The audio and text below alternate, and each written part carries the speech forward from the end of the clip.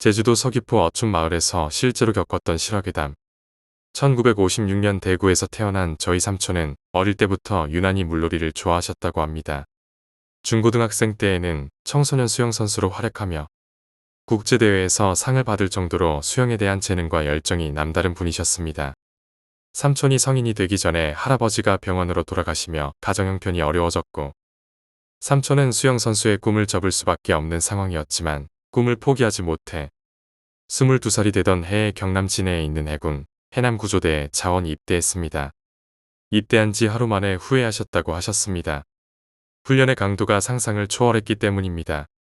고된 훈련을 하루하루 간신히 버텨내신 삼촌은 군복무 중 수중용접 기술을 배우셨고, 전역 후에 부산에 꽤 규모 있던 조선소에 취직해 5년간 산업잠수부로 활동하셨습니다. 그러다 30살에 제주도가 고향인 직장 동료와 사랑에 빠졌고, 그분과 결혼 후 제주 서귀포의 작은 어촌 마을에 정착하게 되었습니다. 그때가 1980년대 초반이었습니다. 당시 전문 인력이 귀했던 제주도에서는 젊은 나이에 1급 잠수 기능사인 삼촌을 필요로 하는 곳이 많았고, 삼촌은 인양 작업이나 수중 공사 등 다양한 일을 하셨습니다. 그렇게 가정을 이룬 삼촌은 열심히 일하시며 나름 넉넉하고 행복한 나날을 보냈습니다. 그러던 어느 날 평안한 마을에 불미스러운 일이 일어났습니다. 마을 해변과 선착장 사이에는 커다란 갯바위 하나를 중심으로 암초대가 형성되어 있었는데, 이곳은 다양한 바다 생물의 군락지로 낚시꾼들 사이에 꽤 인기 있는 낚시 포인트였습니다. 그런데 이곳에서 밤낚시를 하던 2명의 낚시꾼이 갑자기 실종된 것입니다. 주민들은 그저 낚시꾼들의 부주의로 그들이 너울에 휩쓸린 거라며 유감을 표할 뿐 크게 동요하는 사람은 없었습니다. 하지만 며칠 후 같은 장소에서 또 다른 낚시꾼이 익사하는 사건이 일어났습니다. 사고와 관련된 이상한 소문이 퍼지기 시작했고, 삼촌은 사건의 자세한 내막을 알게 되었습니다.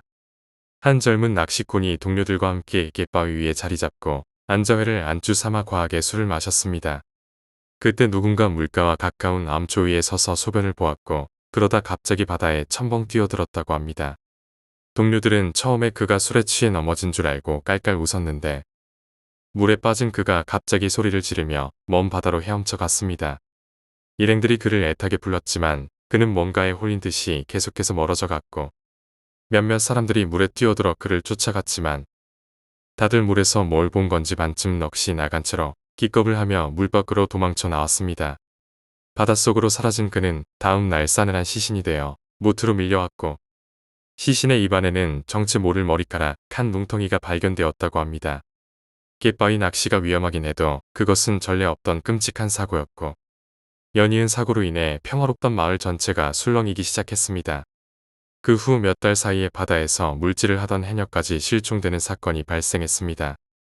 해녀들은 수심 15m 이상에서도 작업을 거뜬히 하는 베테랑들이었고, 보통은 서너 명의 해녀들이 짝을 지어 작업을 하기 때문에 위험한 상황이 발생한다면 분명 동료들이 먼저 알아챘을 것입니다.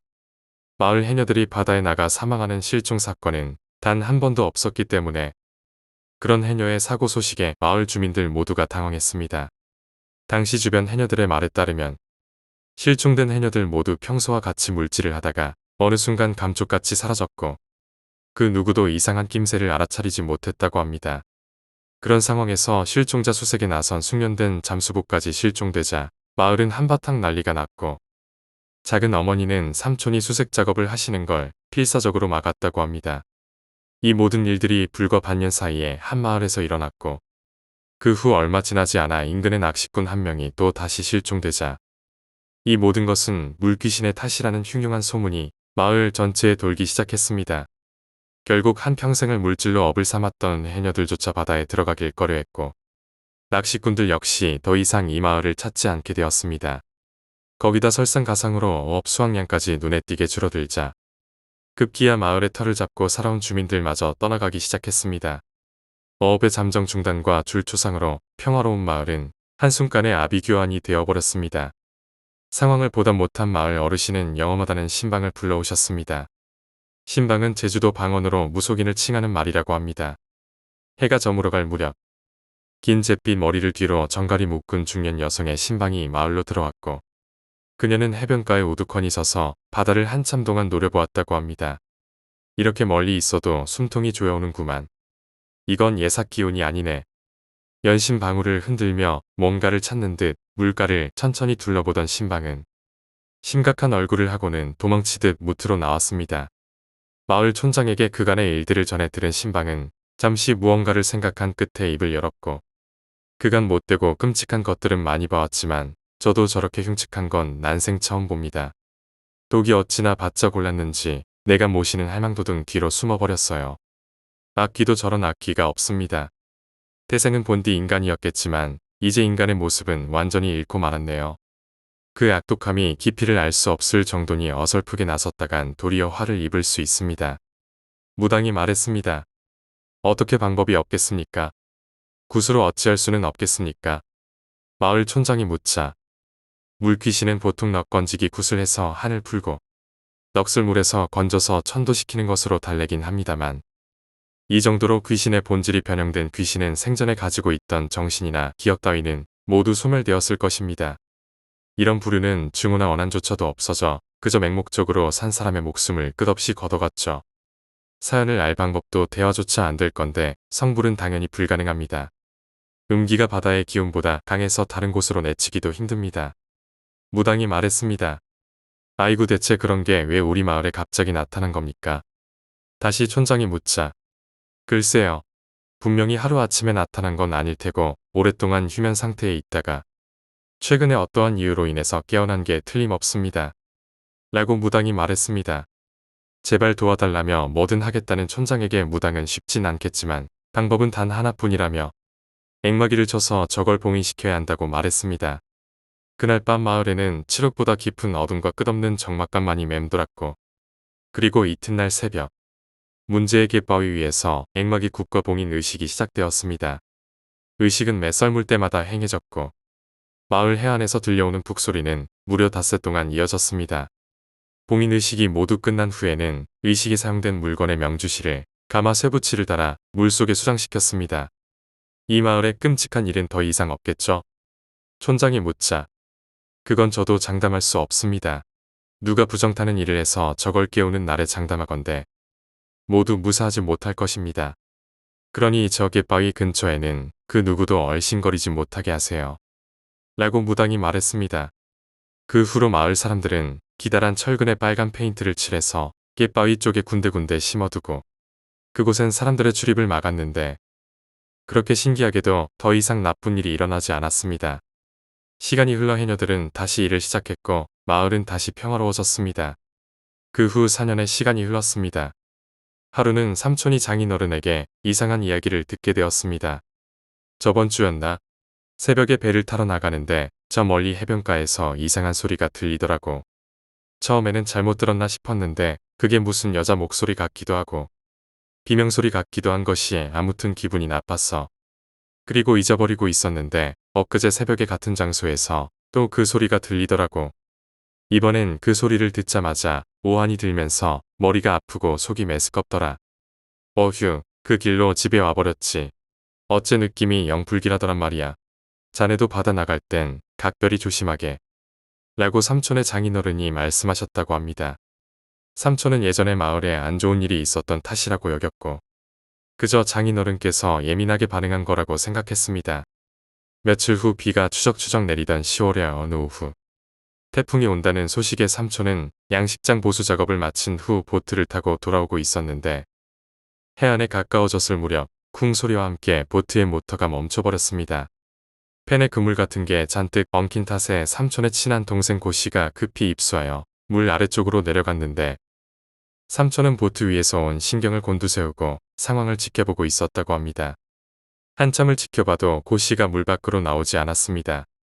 걱정스레 주변을 살펴보던 삼촌의 시야에 갯바위가 들어왔고 그날따라 군데군데 솟아있던 붉은 철근들이 평소보다 훨씬 음산한 기운을 뿜어내고 있었습니다. 왠지 모를 불길한 예감에 삼촌이 입술을 하려던 그때 고씨가 꼬르륵 소리를 내며 물 밖으로 고개를 내밀었습니다. 왜 이렇게 오래 걸린 거냐고 삼촌이 묻자 고씨는 무언가를 보여주며 말을 했습니다. 형님, 이거 그물이 아니고 머리카락 같은데요? 고씨가 말했습니다. 삼촌은 잘 보이지 않기도 했고 말도 안 되는 소리라고 생각하고 고씨에게 그물이 아니면 해초 같은 거라고 얘기했습니다. 고씨는 아무리 봐도 해초 같지는 않았지만 어쨌든 모터에 낀 것을 빼내야 했기 때문에 삼촌에겐 2퍼를 달라고 했습니다. 혼자서 괜찮겠냐는 물음에 이런 일 한두 번이냐며 혼자서 처리할 수 있다고 했습니다. 그렇게 도구를 챙겨 물속으로 들어간 고씨는 영영 물 밖으로 나오지 않았습니다. 뒤늦게 뛰어들어간 삼촌이 한참 동안 고씨를 찾았지만 고씨는 마치 증발이라도 한 듯 흔적도 없이 사라진 후였다고 합니다. 보트는 여전히 꼼짝도 하지 않았고 날은 어느새 어둑어둑 저물어 갔습니다. 삼촌은 곧장 어촌에 전화를 걸어 도움을 청했고 근처에 있던 어선 한 척이 연락을 받고 와서 고씨의 보트를 끌고 갔습니다. 사라진 고씨를 찾기 위해 온 마을 사람들과 경찰 구조대 등 수많은 사람들이 투입되었지만 태풍이 북상하며 파도가 거세지는 바람에 수색이 중단되고 말았고 고씨의 생사조차 알 수 없는 상황에서 삼촌은 발만 동동 굴렀습니다. 밤 10시 무렵에는 잠시 비가 그치며 바람이 제법 잠잠해졌지만 수색 작업은 여전히 중단된 상태였고 썰물 때까지 고씨를 찾지 못한 채 이대로 태풍이 지나가 버린다면 그의 시신조차 영영 수습하지 못할 상황이었습니다. 사실 삼촌과 작은 어머니가 처음 제주도에 정착했을 때 도민들의 텃세에 쩔쩔매던 삼촌에게 선뜻 손을 내밀었던 사람이 고씨였습니다. 그는 삼촌이 어려움에 처할 때마다 자신의 일처럼 발벗고 나서 도와주었고 삼촌 역시 그런 고씨를 친동생처럼 여겼었습니다. 통곡을 하다 못해 실신해버린 고씨의 아내와 아무것도 모르는 고씨의 어린 자녀들을 그냥 보고만 있을 수는 없었던 삼촌은 결국 직접 나서기로 했습니다. 당시 삼촌이 사용하던 머글이라는 재래식 산업용 잠수 장비는 조력자 없이 혼자선 사용이 불가능했기 때문에 삼촌은 스노클과 랜턴, 오리발 등 최소한의 장비만 착용한 채 가족들 몰래 밤바다에 뛰어들었습니다. 여기는 해안선이 복잡하니 조류에 휩쓸렸다 해도 아직 이 근방에 있을 거야. 태풍이 여기까지 오려면 반나절 넘게 남았으니 빨리 찾아서 복귀하자. 이렇게 생각했다고 합니다.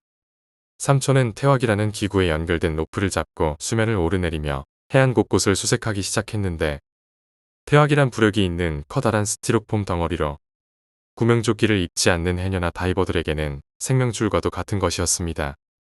하지만 시야가 흐린 데다 비가 다시 쏟아지기 시작하며 바람이 다시 거세져 버렸고 지금 당장 철수하지 않으면 위험하다는 것을 알면서도 삼촌은 수색을 멈추지 않았고 딱 한 군데만 더 둘러보자고 생각하고 수색을 이어나갔습니다. 그러다가 수심 8m 지점에 랜턴 불빛이 비추는 곳에 희미한 사람 형체가 보였습니다. 순간 가슴이 철렁 내려앉은 삼촌은 급히 수면 위쪽으로 올라가 숨을 한번 가다듬은 후 다시 물 아래로 내려가 랜턴 불빛을 비추었습니다. 그곳에는 아까 보았던 사람 형체가 여전히 그 자리에 있었습니다. 삼촌은 그것이 고씨의 시신이라 확신하며 가까이 다가갔습니다. 하지만 강한 조류 탓에 시야가 점점 탁해지며 몸이 밀려나 접근조차 쉽지가 않았습니다. 삼촌은 전력을 다해 다가갔고 5m, 3m, 그리고 손만 뻗으면 닿을 거리까지 다가갔습니다. 그때 몸을 곧게 세운 채 바닥을 바라보며 물속 한가운데 둥둥 떠있던 그건 키가 보통 성인 남성의 2배는 되어 보였습니다. 그리고 그것의 긴 머리카락은 사방으로 뻗쳐서 기분 나쁘게 살랑거리고 있었습니다. 이를 악물고 힘껏 헤엄쳐도 앞으로 나아가기 힘든 이 거친 조류 속에서 어찌된 일인지 저 앞에 있는 사람 형체는 꼿꼿하게 지면에 시선을 고정시킨 채 미동조차 하지 않았습니다. 삼촌은 뭔가에 홀린 듯 잠시 넋을 잃고 그 형체를 보았는데 찢어질 듯한 높은 톤의 음성이 물속에서 나지막히 들려왔고 그건 분명 사람이 인위적으로 내는 소리였습니다. 해녀들의 숨소리를 입으로 흉내내는 듯한 여자의 목소리는 듣기 거북할 정도로 몹시 불쾌했습니다. 소리를 찾아 사방을 둘러본 중 다시 고개를 돌린 순간 삼촌은 자신의 눈을 의심했습니다. 미동도 없던 사람의 형체가 몸을 서서히 움직이며 삼촌 쪽으로 방향을 틀고 있었던 것입니다. 그것은 빛바랜 색동저고리 치마를 입고 있었는데 사방으로 뻗친 긴 머리카락들의 가려 얼굴은 보이지 않았습니다. 그것은 고개를 좌우로 까딱까딱거리며 기이하게 움직이고 있었는데 물살에 의해 자연스레 움직이는 것으로 보기엔 자세가 상당히 비정상적이었습니다. 온몸에 소름이 돋으면서 등골이 오싹해진 삼촌은 서둘러 수면을 향해 올라갔고 그때 귀 바로 옆에서 또다시 그 소리가 들렸습니다. 깜짝 놀란 삼촌이 주변을 둘러봤지만 아무도 없었습니다. 그 형체가 있던 아래쪽 역시 아무것도 없었는데 무심코 고개를 든 순간 그것이 삼촌의 코앞에 서 있었습니다.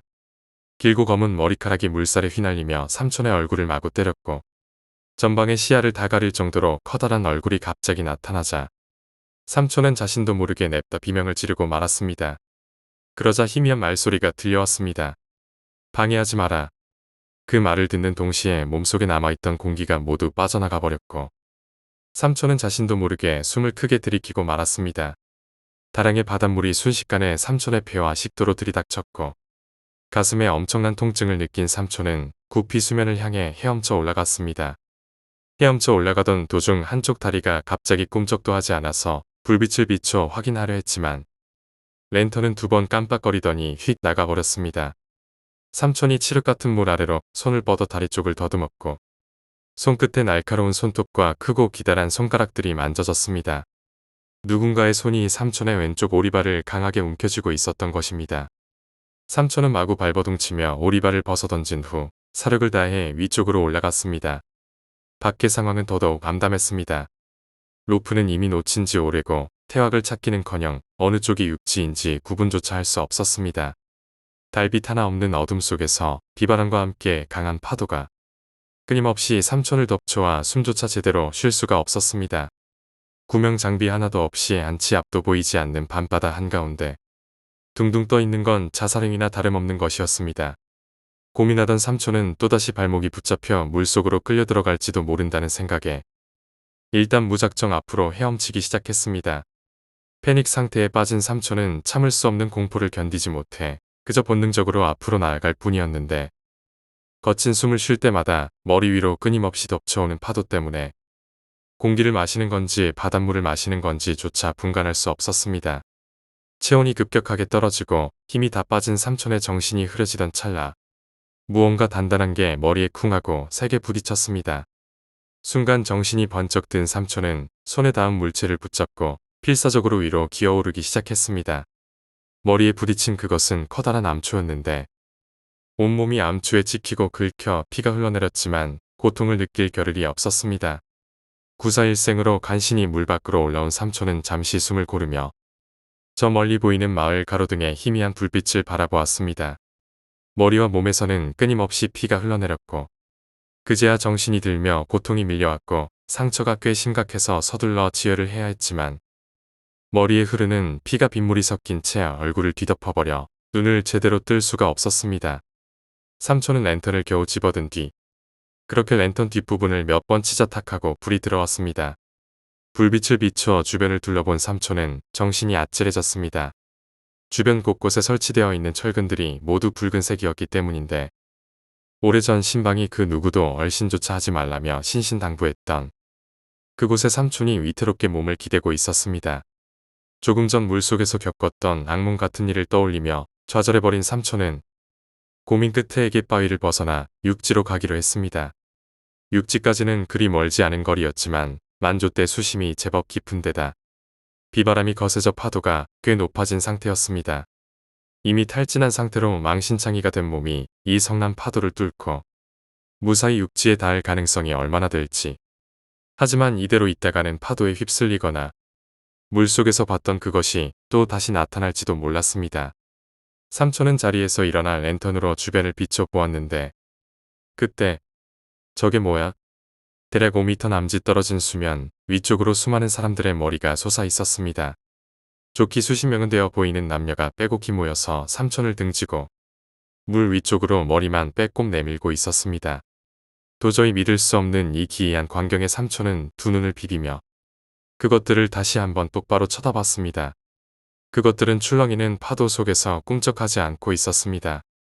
그중 바짝 깎은 머리에 커다란 귓볼을 가진 남자의 뒤통수가 유난히 눈에 띄었는데 너 거기서 뭐해? 형님 왔다. 당장 나와. 빨리 집에 가자. 라고 외친 건 바로 삼촌이 애타게 찾고 있던 곳이었습니다. 대답은 돌아오지 않았고 잠시 침묵이 흐르더니 기이한 소리가 파도를 뚫고 나지막하게 들려왔습니다. 아까보다 훨씬 더 날카롭고 소름 끼치는 그 소리에 삼촌은 반사적으로 소리가 나는 쪽으로 고개를 돌려 랜턴을 비췄습니다. 그리고 그곳은 누군가 갯바위 뒤쪽에서 고개만 내밀고 삼촌을 노려보고 있었는데 상반신만으로도 일반 성인의 키를 훌쩍 넘기는 그의 얼굴은 새파랗게 질린 채 퉁퉁 불어 있었고 이마 곳곳에는 붉은 점들이 찍혀져 있었으며 비정상적으로 넓은 미간에 가로로 길게 찢어진 눈을 움푹 패여져 광대뼈 바로 위쪽에 붙어 있었습니다. 끝이 보이지 않게 늘어진 덥수룩하고 퍼석한 머리칼은 흡사 들짐승의 갈기처럼 보여 더욱더 공포스러웠고 그것은 살기가 가득한 시뻘건 두 눈을 부릅뜨고 삼촌을 노려보고 있었습니다. 시선이 아래로 내려간 곳에는 온통 피로 얼룩진 오방색 저고리가 있었는데 그건 삼촌이 아까 물속에서 보았던 바로 그것이었습니다. 삼촌의 손끝에 느껴졌던 기다란 손가락 끝에는 새까만 손톱들이 제멋대로 솟아나 있었고 공포에 질려 그대로 얼어붙은 삼촌은 그저 그것에 시선을 고정시킨 채 아무것도 할 수 없었습니다. 잠시라도 한눈을 팔면 그것이 바로 자신을 덮칠 것만 같다고 생각이 들었습니다. 그렇게 얼마나 지났을까요? 그것은 조금의 미동도 없이 삼촌을 노려보고 있었습니다. 그리고 요란한 파도 소리와 빗소리가 잠깐 멈춘 것 같은 착각이 들었을 정도로 심장은 터질 듯 요동을 쳐댔고 피를 가득 머금은 슈트에서는 아련한 온기와 함께 비릿한 피비린내가 스멀스멀 올라오고 있었습니다. 그래, 이렇게 된 거 이제 죽기 살기다. 삼촌은 마음속으로 셋을 센 뒤에 곧장 물로 뛰어들어 전력을 다해 육지까지 헤엄쳐 가기로 했습니다. 여기서 100m 정도만 헤엄치면 발이 땅에 닿는 수심까지 갈 수 있을 것이라 생각했고 자칫 조류를 잘못 만나면 순식간에 먼 바다로 밀려나 그대로 죽을지도 모르지만 그 상황에서 모든 건 운에 맡기는 수밖에 없었습니다. 방금 전까지 삼촌의 눈앞에 있던 그것이 순간 자취를 감춰버렸는데 삼촌이 육지까지의 거리를 재느라 순간적으로 그것에게서 시선을 떼어버렸기 때문입니다.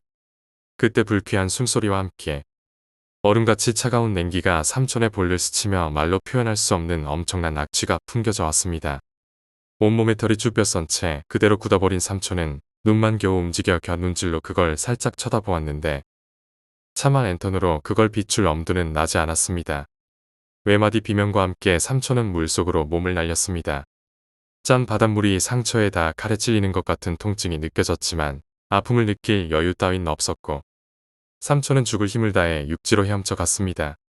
몸이 조금 앞으로 나아간다 싶다가도 금세 힘이 빠지며 숨이 턱까지 차올랐고 이내 눈에는 핏물이 들어차서 이내 시야가 흐려졌습니다. 삼촌은 오랜 경험과 나름대로의 방법으로 처음 출발했던 방향을 애써 기억해내며 앞으로 계속 나아갔습니다.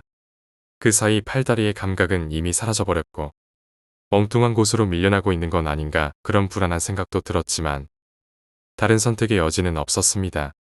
바로 그때 두려움과 죄책감으로 정신이 혼미해지던 그때 삼촌의 손가락에 무언가 감기는 느낌이 들었습니다. 억세고 기분 나쁜 그 촉감은 그것의 머리카락 같았는데 놈이 여기까지 날 쫓아왔구나 하고 생각한 삼촌은 결국 모든 걸 체념해버렸고 아무 감각이 없는 몸으로 바닷물만 꾸역꾸역 삼키며 의식을 잃어갔습니다.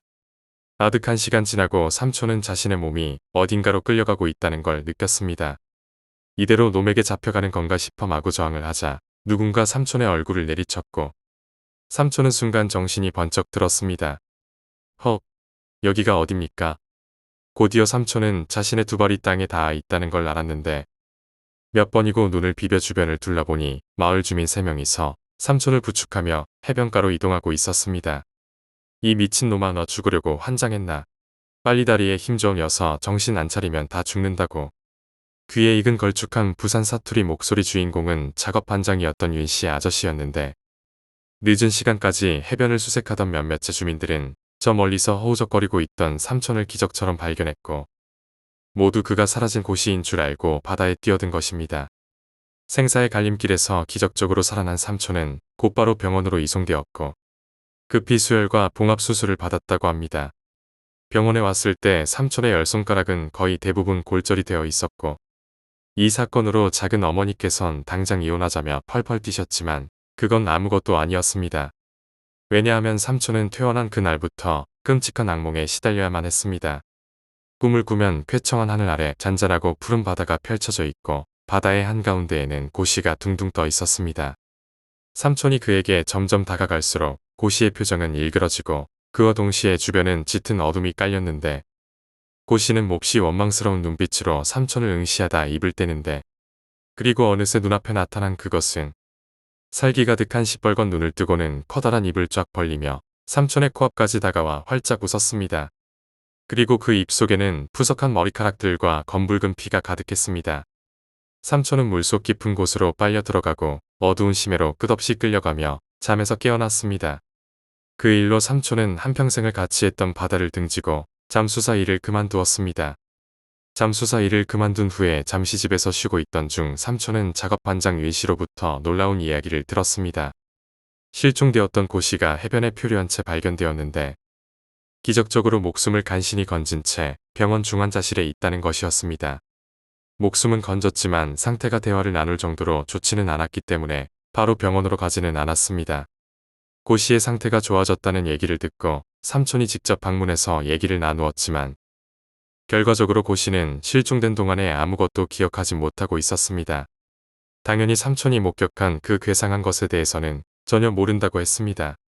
그렇게 고 씨와 얘기를 나누고 잠시 해변 쪽을 바라보다가 집으로 돌아온 삼촌은 고 씨가 돌아온 이후 한동안 꿈에 나오지 않던 그 존재와 다시 대면하게 되었습니다. 이전처럼 입속에 피와 머리카락이 가득한 채로 뜨문뜨문 말했습니다. 넌 견뎌냈으니까 원하는 걸 돌려주겠다. 하지만 다시는 내가 있는 곳으로 오지 마라. 그때는 너 하나로 끝나지는 않을 거다. 그리고 하나를 돌려주었으니 하나를 받아가겠다. 이 말과 함께 사라졌는데 삼촌이 눈을 떠보니 해 뜬 아침이었다고 했습니다. 그날의 끔찍한 악몽과 잔상은 시간이 오래 지나도 사그라들지 않았습니다.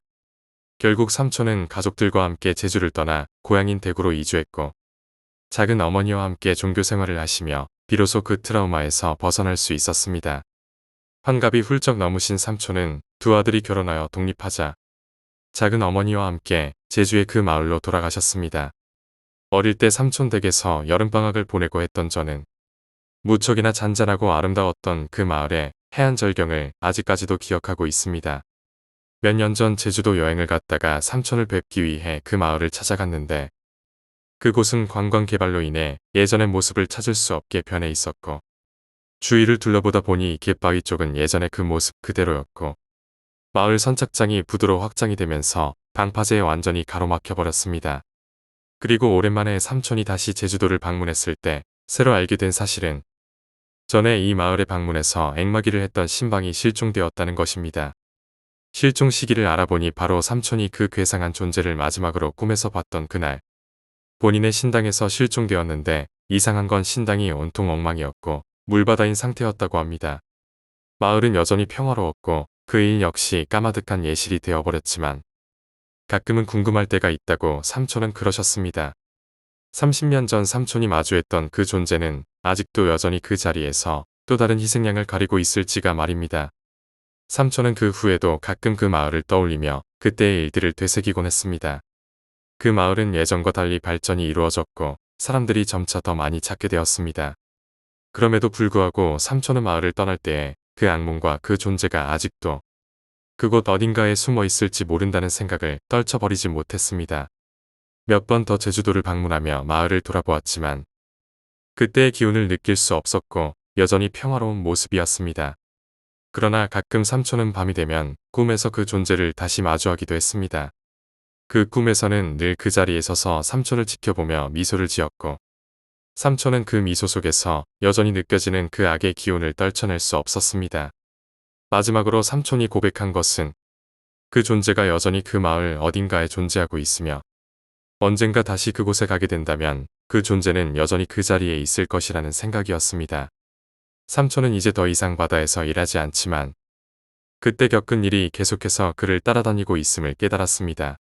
그렇게 삼촌은 고향으로 돌아가면서도 그날 그 바다와 그 존재가 잊혀지지 않음을 느끼며 살아갔습니다. 제주도의 그 마을은 이제 관광지로 변해버렸지만 삼촌에게는 여전히 그곳에서 겪었던 사건들이 깊은 상처로 남아 있었습니다. 마지막으로 삼촌이 남긴 말은 그때의 일들은 결코 잊을 수 없고 그 마을은 이제 더 이상 예전의 마을이 아니다.